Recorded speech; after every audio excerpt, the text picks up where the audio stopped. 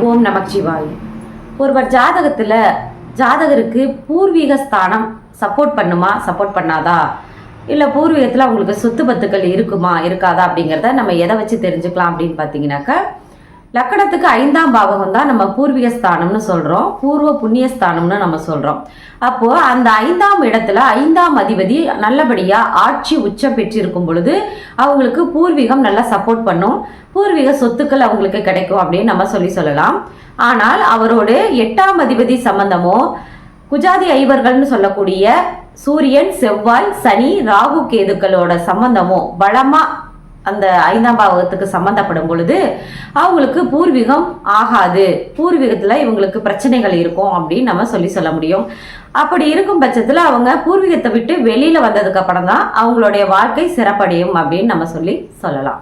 நன்றி, வணக்கம்.